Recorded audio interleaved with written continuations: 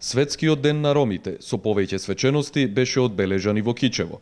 Во организација на повеќе невладини ромски организации утрово пред зградата на општина Кичево, ромите ја афирмираа потребата од поголема поддршка, потенцирајќи го значењето на културните вредности и специфики на ромската заедница.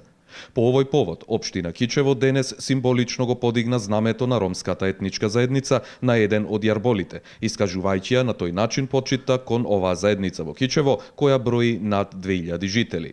Прво да изразам благодарност до општина Кичево и до локалната акцијска група, која е заслужна за сето ова.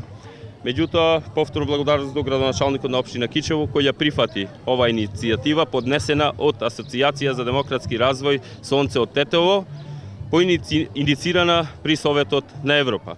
Ние, сите како ромска заедница сме тука присутни и го славиме овој ден. Во моје лично име, во име на општина Кичево, им го честитам националниот празник на ромите.